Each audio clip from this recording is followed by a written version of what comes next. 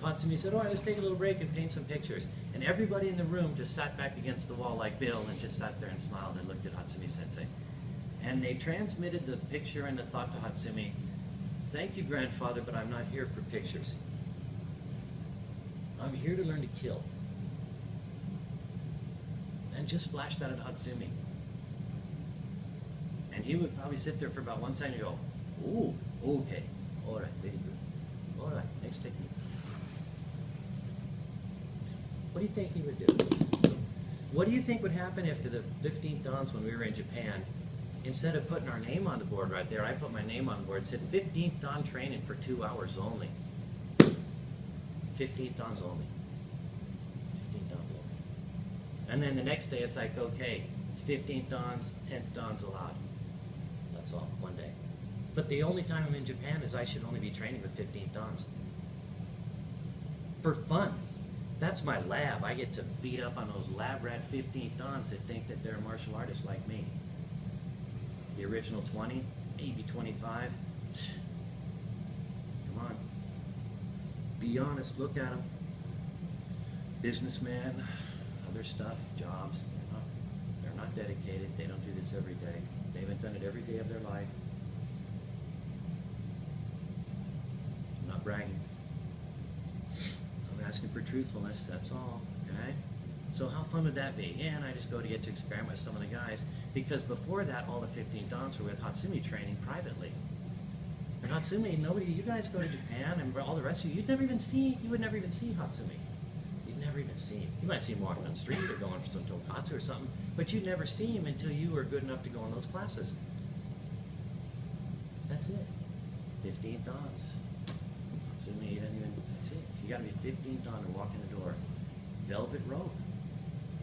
And you 10th dan should be just as tacky about that. Man, unless you're 15th dan, don't even walk in the door. I ain't got time to show you Kihon, San Shinu, Kemi, how to think right, put your uniform on correctly, to learn how to have sensitivity to every single person in the room, like maybe that guy's having a bad day or I just hacked that dude off. Right? There's work to be done. It's not playing, any of it. You're there to get better, man. In the old days, it was every man for himself. I love to tell him, D, we loved each other, but hey, fuck you, man. If Hatsumi kills you, I don't give a shit. What'd you do wrong? There was a saying that if you die, we split your shit. And we worked hard to get each other in trouble. There was competition. We were trying to see who wanted it bad. We didn't believe back then that everybody deserved our teacher's time. You're right, by the way. Look what's happened. We were highly protective of our teacher in the training. We believed in it.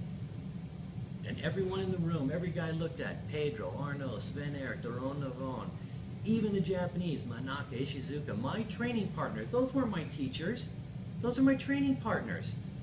I'll whip up on those guys every night, man. You guys are afraid of Nagato. Nagato's afraid of me. I trained with that boy. He knows what I got. Ishizuka won't even train with me anymore because he's fucking terrified of me. He won't even come to class. He won't even show up. And I'm the nicest guy in the Bujinkan. You guys know that. You guys know that. I am the kindest teacher in the Bujinkan. That was always my weak point, according to Mr. Nagato. That my only weak point is I don't hit people enough or hard enough. That I don't give them the truth. That you will never teach people with kindness this way, Kevin. And I thought that teacher was wrong. So, what would happen if we started to demand our teacher teach us again? And you 10th dans take back your turf, and you 5th dans take back your turf. I mean, and it's not going to change until we do, right? So somebody, I say, you guys want to have a black belt up here in Canada or something like that, you're getting ready to promote Yori. I say he goes up in front of your black belt council, and he tests in front of all of you. Yeah? And you, the teacher, you don't even get to be in the room. You send your student in for testing, and these guys will put him through the fucking grinder, and if he's good enough, they'll give him a belt. And if he's not, then please work harder or find your way. That seems pretty cool. I bet Darren would like that. Oh yeah. Tim, wouldn't you like to defend your rank and your grade, what you've worked for? Whose opinion matters most? man, this ain't the Wizard of Oz. It ain't show up over there and go for your brain and your heart and your courage, and the guy pats you on the back and everything is okay, and you go back to Kansas.